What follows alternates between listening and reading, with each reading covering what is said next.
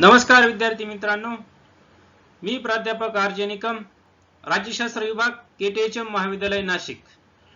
मित्रांनो, राज्यशास्त्र general paper second म्हणजे G2 या विषयाच्या अभ्यासासाठी मी ही जी काही ऑनलाईन वेब सिरीज सुरू केली आहे, या वेब सिरीजच्या दुसऱ्या लेक्चर मध्ये मी आपणा सर्वांचं स्वागत करतो.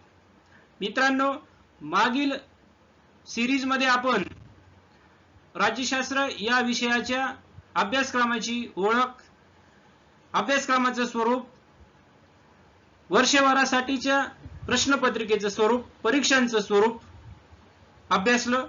त्याचबरोबर आपण पहिल्या टॉपिकला सुरुवात केलेली होती. आपल्या पहिल्या टॉपिक मध्ये आपण विषयाची प्रस्तावना आणि जी काही पहिला टॉपिक जो होता विचार प्रणाली, या विचार प्रणालीच्या व्याख्यांचाही आपण परामर्श घेतलेला होता. मित्रांनो, आज आपण राजकीय विचार प्रणालीची उगमस्थाने या मुद्द्याचा सविस्तर आढावा घेणार आहोत. मित्रांनो, राजकीय विचार प्रणाली ही एक कार्यप्रवण आणि कृतीप्रवण विचार प्रक्रिया आहे. जास्तीत जास्त लोकांची त्या संबंधीची निष्ठेची भावना निर्माण करणे यावर त्या विचार प्रणालीचे यश किंवा अपयश अवलंबून असल्याचे आपल्याला बघावयास मिळते. विचारांच्या बाबतीत श्रद्धा, मूल्ये आणि निष्ठा यांची ती एक पद्धती आहे. व्यक्तीच्या भावनांना ती आव्हान करत असते. खऱ्या अर्थाने खऱ्या परिस्थितीची सर्वसामान्य लोकांना जाणीव करून देण्याचे काम विचार प्रणाली करत असल्याचे आपल्याला दिसून येत असते. प्राचीन काळापासून, म्हणजे आधीच्या लेक्चर मध्ये सांगितल्याप्रमाणे, जंगलामध्ये राहणाऱ्या मनुष्य समाजापासून चालत आलेल्या विविध राजकीय व्यवस्थांचा जर विचार आपण केला तर कोणतीही राजकीय व्यवस्था ही निर्दोष आहे किंवा दोषरहित आहे असे दिसत नाही. म्हणजे जुन्या काळची राजेशाही असेल, नंतर आलेली हुकुमशाही असेल, महाजनशाही असेल, किंवा नंतरच्या काळामध्ये आलेली साम्यवादी असेल राजवट असेल, लोकशाही राजवट असेल, तर ह्या ज्या काही राजवटी आहेत, तर ह्या राजवटींमध्ये प्रत्येक राजवटीमध्ये काही ना काही दोष आहे, गुणही आहेच. उदाहरणार्थ लोकशाहीमध्ये गुण आहे. समकालीन जगामध्ये किंवा आजच्या काळामध्ये लोकशाही हाच एक सर्वोत्तम शासन प्रकार मानला जातो. पण याचा अर्थ ती संपूर्णपणे दोषरहित आहे असंही म्हणता येणार नाही. म्हणजे प्रत्येक राजकीय व्यवस्थेमध्ये कोणत्या ना कोणत्या प्रकारच्या त्रुटी किंवा दोष या दिसत असतात. मग बदलती परिस्थिती असेल किंवा बदलती विचार प्रक्रिया असेल, यानुसार तिच्यामध्ये थोडेफार प्रमाणात बदलही होताना दिसतात. म्हणजे राजकीय व्यवस्था ही एक प्रकार स्थिर स्वरूपाची व्यवस्था नाहीये. म्हणजे लोकशाही जर बघितली, त्यामध्ये काही प्रकार आहे, स्थळ काळानुसार त्यामध्ये थोडेसे बदल होत असतात. काही ठिकाणी समाजवादी लोकशाही आहे, काही ठिकाणी भांडवलवादी लोकशाही आहे, काही ठिकाणी संसदीय लोकशाही बघावयास मिळते, तर काही ठिकाणी अध्यक्षीय लोकशाही आपल्याला बघायला मिळते. काही ठिकाणी बहुमुखी मंत्रिमंडळ स्वरूपात लोकशाही आपल्याला लोकशाहीचा आविष्कार आपल्याला बघायला मिळतो. म्हणजे कुठलीही शासन व्यवस्था ही स्थिर स्वरूपाची नाहीये, तर त्यामध्ये बदल होत जातो. मग हा बदल का होतो, तर ह्या बदलाच्या पाठीमागे एक वैचारिक अधिष्ठान असतं, एक विचार प्रणाली असते. म्हणून अशा या राजकीय विचार प्रणालीची उगमस्थाने, जी विचार प्रणाली का निर्माण होती, तिच्या पाठीमागे कोणते ऑर्गन्स असतात, तर याही गोष्टीचा आपल्याला आजच्या ह्या टॉपिक मध्ये सविस्तर आढावा आपल्याला घ्यायचा आहे. तर त्यातला पहिला मुद्दा आहे सामाजिक तणाव. तर सामाजिक तणाव हे विचार प्रणालीचे किंवा तत्व प्रणालीचे एक उगमस्थान असल्याचे आपल्याला बघायला मिळते. सामाजिक जीवनामध्ये काही बाजूंसंदर्भात ज्यावेळी लोकांच्या मनामध्ये असमाधान निर्माण होते किंवा लोकांना असमाधान वाटत असते समाज जीवनामध्ये, त्यावेळी असा तणाव निर्माण होत असतो. सामाजिक व्यवस्था संतुलित स्वरूपाची असली तरी प्रस्थापित व्यवस्थेसंबंधी लोक असमाधानी असतात. जी काही प्रस्थापित राजवट असेल त्या राजवटीविषयी लोक असमाधानी असतात, किंवा प्रस्थापित प्रचलित जी काही समाज व्यवस्था आहे त्या समाज व्यवस्थेच्या विषयी काही लोक असमाधानी असल्याचे बघायला मिळते. त्याला वेगवेगळी कारणे आहेत. यामध्ये संस्कृती असेल, धर्म असेल, शास्त्र असेल, यामध्ये जे काही बदल झाले या बदलांमध्ये लोकांच्या मनामध्ये एक असमाधानाचं, असंतुष्टचं एक वातावरण निर्माण झाले. त्यामुळे लोकांच्या मनामध्ये तणाव निर्माण झालेला आपल्याला बघायला मिळतो. भारतामध्ये धर्मनिरपेक्षता ही जी काही विचारसरणी आहे, ही विचार प्रणाली भारतातील धार्मिक गट व पंथ जे असतील यांच्यामध्ये तेढ आणि संघर्ष यातून निर्माण झालेली विचार प्रणाली आहे. म्हणजे भारतामध्ये धर्मनिरपेक्षतेची विचारसरणीचा आपण पुरस्कार का केला, तर भारतामध्ये वेगवेगळ्या धर्माचे गट होते किंवा पंथ होते.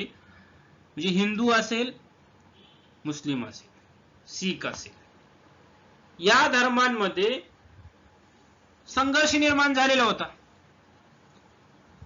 हिंदू धर्माची संस्कृती वेगळी आहे, चालीरीती आणि रूढी परंपरा वेगळ्या आहे. ईश्वराच्या अस्तित्वाविषयी हिंदू आणि मुस्लिमांमध्ये मतभेद आहे. म्हणजे अस्तित्व मान्य करतात पण त्याच्या स्वरूपाविषयी, त्याच्या जे काही चालीरीती असतील, अवतार कार्य असेल, याविषयी हिंदूंची मतं वेगळी आहेत, मुस्लिमांची मतं वेगळी आहे. मुस्लिमांचा देव वेगळा आहे, देवस्थाने वेगळी आहेत, ठिकाणे वेगळी आहेत, रूढी परंपरा वेगळ्या आहेत. तसाच फरक शीखांच्या बाबतीत आपल्याला दिसून येतो.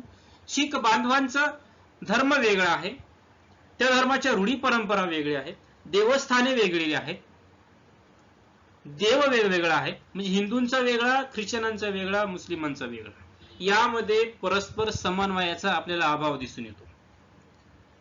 म्हणजे प्रचलित व्यवस्था जी आहे ही सुस्थितीमध्ये आहे असं आपल्याला दिसून येत असलं तरी सुद्धा त्यांच्यामध्ये अंतर्गत बेबनाव निर्माण झालेला असतो.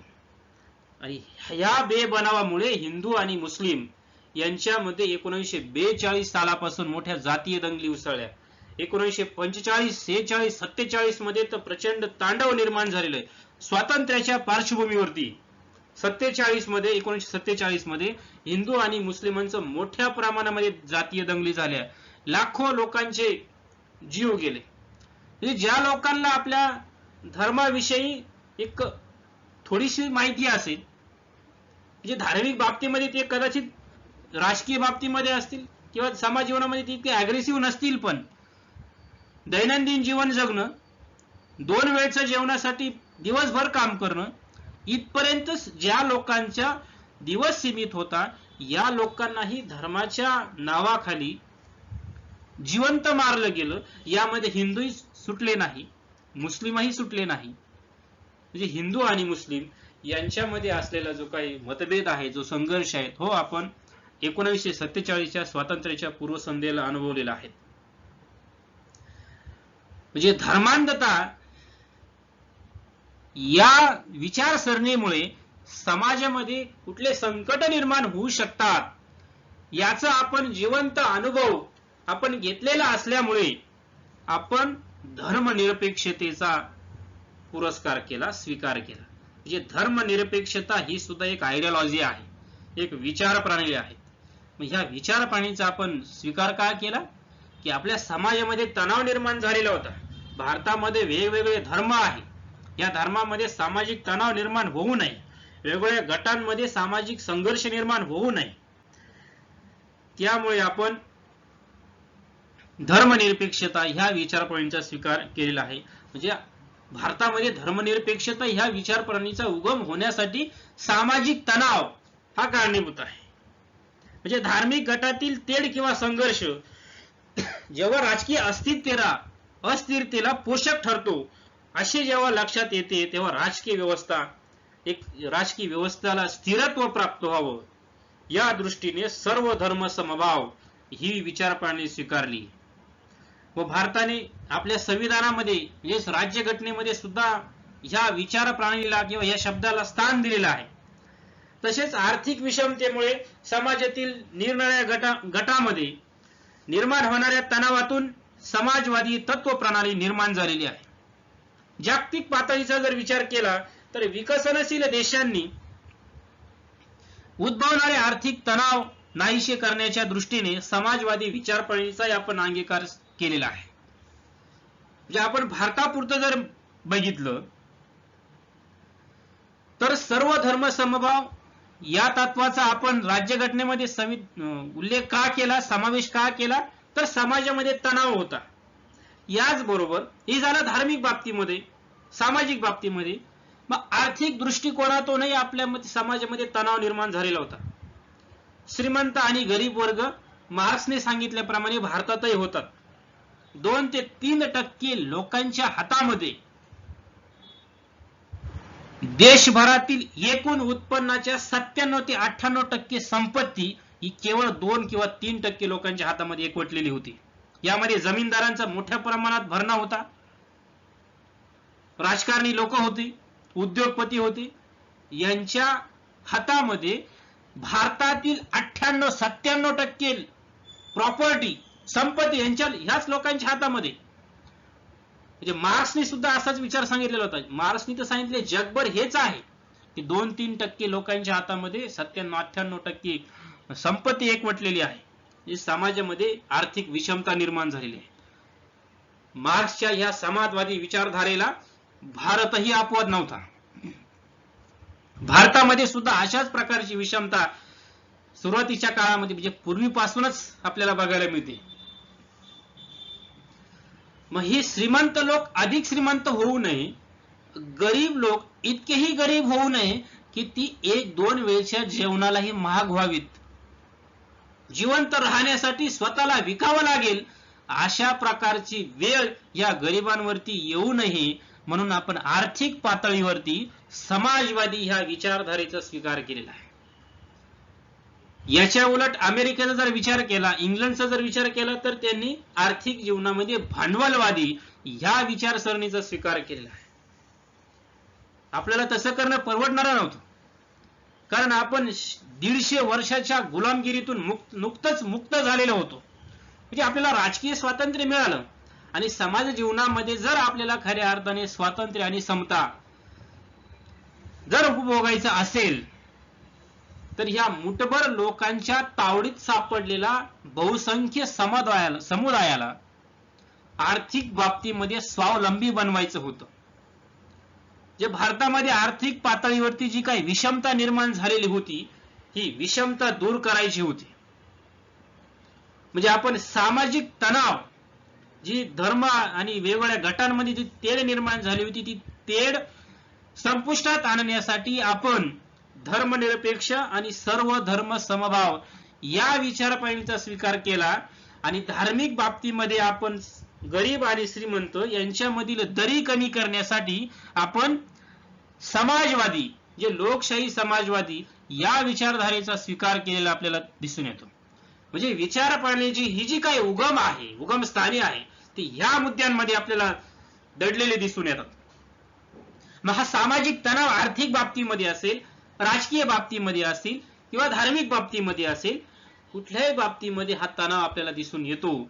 आणि हा तणावच नव्या विचारप्रणालीला जन्म घालताना आपल्याला दिसून येतो. त्यानंतर हितसंबंधाचे संरक्षण हा एक मुद्दा विचारप्रणालीच्या उगमस्थानाला कारणीभूत आहे. तर ही सामाजिक प्रचलित व्यवस्थेनुसार काही लोकांचे विशिष्ट असे हितसंबंध निर्माण झालेले असतात. अशा हितसंबंधांना एक प्रकारची अधिमान्यता असते. या हितसंबंधांना अधिमान्यता आणि संरक्षण मिळावे म्हणूनच विशिष्ट अशा विचारप्रणालीचा उपयोग करण्यात येतो. या स्वरूपात मांडण्यात येणारी विचारप्रणाली परंपरागत स्वरूपाची म्हणून ओळखली जाते. परंतु प्रचलित हितसंबंधांचे संरक्षण याच उद्देशाने ही विचारप्रणाली निर्माण होत नाही, तर सामाजिक बदल यानुसार जे नवीन वर्ग निर्माण होतात त्यांचेही काही हितसंबंध असतात. उदाहरणार्थ कारखान्यात काम करणारे कामगार असतील, शेतामध्ये राबणारे मजूर असतील, श्रमजीवी वर्ग असेल किंवा कष्टकरी वर्ग असेल, यांच्या या नव्यानेच निर्माण झालेल्या वर्गाचे हितसंबंधांचे संरक्षण व संवर्धन करण्याच्या उद्देशाने एखादी नवी विचारप्रणाली मांडली जाते. उदाहरणार्थ कार्ल मार्क्सने मांडलेल्या साम्यवादी विचारप्रणालीचा आधार हा कष्टकरी वर्गांचे हितसंबंध संरक्षण करणे, त्या हितसंबंधाचे संरक्षण करणे, रक्षण करणे हाच होता. म्हणजे हितसंबंधाचे रक्षण हे सुद्धा विचारप्रणालीचं उगमस्थान आहे, हे या मुद्द्यावरून आपल्याला लक्षात येत आहे. जे समाजामध्ये जो काही ठराविक वर्ग असेल, मग जो गरीब असेल किंवा श्रीमंत असेल, या श्रीमंत वर्गाचं जे काही ज्याच्यामध्ये हित सामावलेलं आहे, या हिताचं संवर्धन करण्यासाठी एक नवी विचारप्रणाली मांडली जात असते. उदाहरणार्थ मगाशी सांगितल्याप्रमाणे आपण आर्थिक विषमता दूर करण्यासाठी समाजवादाचा स्वीकार केलेला आहे. समाजवादी ह्या विचारधारेचा आपण स्वीकार केला असं मी तुम्हाला सांगितलं. तोच मुद्दा येत परत रिपीट होतोय. गरीब आणि कष्टकरी वर्गाचं हितसंबंधाचं संरक्षण करण्यासाठी मार्क्सने नवा विचार मांडलाय. हा विचार साम्यवाद किंवा शास्त्रीय समाजवाद किंवा मार्क्सवाद या नावाने ओळखला जातो. कष्टकरी वर्ग दिवसभर काम करून त्याला 2 वेळच्या जेवणाची पंचायत होते. संपूर्ण नफा हा भांडवलदार वर्गाच्या खिशामध्ये जातोय. अशा वेळेस या गोरगरीब आणि कष्टकरी कामगार आणि श्रमजीवी वर्गाचं अस्तित्व अबाधित राहावं, त्यांनाही अन्न वस्त्र निवारा याबरोबर त्याचे इतर भौतिक सुखसुविधा त्याला मिळाव्यात, यासाठी डॉक्टर कार्ल मार्क्सने एक नवीन विचार मांडलाय. तो मगाशी सांगितल्याप्रमाणे मार्क्सवाद नावाने ओळखला जातो. मग हा जो काही विचार आहे, हा विचार का सांगितला की ह्या गरीब आणि दुर्बल लोकांच्या हितसंबंधाचं संरक्षण करायचं आहे. याला अपोजिशन करणारा भांडवलवादाचा एक नवीन वर्ग आहे. तो भांडवलवादी लोकशाहीचा पुरस्कार करणार आहे. मग या भांडवलवादी लोकशाहीचा पुरस्कार करणाऱ्यांमध्ये भांडवलदारांचा, श्रीमंत लोकांचा आणि जमीनदारांचा समावेश आहे. मग या लोकांचं हित कशात आहे? यांचं हित यामध्ये आहे की खाजगी संपत्तीला अधिकाधिक प्राधान्य दिलं पाहिजे, साम्यवादाला विरोध केला पाहिजे, तेव्हा त्यांचं कुठंतरी श्रीमंती किंवा जी संपत्ती आहे ती शाबूत राहणार आहे. मग त्यांचं हितसंबंधाचं संरक्षण करण्यासाठी त्यांनी नवीन विचारप्रणाली मांडली, बाजारवादी, मुक्त अर्थव्यवस्था किंवा भांडवलवादी लोकशाही. हे भांडवलदारांच्या हितसंबंधाचं संरक्षण करणारा हा विचारप्रणाली आहे. कामगार वर्गांचा आणि गरीब वर्गाच्या हितसंबंधाचं संरक्षण करणारं साम्यवादी विचारप्रणाली आहे, समाजवादी विचारप्रणाली आहे. म्हणजे ह्या हितसंबंधाचं संरक्षण करणारी ही एक विचारप्रणाली आहे. यातूनच विचारप्रणालीचा उगम झाल्याचं आपल्याला बघायला मिळतो. मित्रांनो, आजच्या या दुसऱ्या सिरीज मध्ये आपण ह्याच फक्त 2 मुद्द्यांचा आढावा घेत आहोत. इथून पुढचे जे काही मुद्दे आहे, असंतुष्ट लोक, प्राप्त झालेल्या स्थानाचे समर्थन, जुने आणि नवे संघर्ष, ही जी काही मुद्दे आहे ही आपण तिसऱ्या सिरीज मध्ये बघूया. तोपर्यंत इथेच थांबूया. धन्यवाद.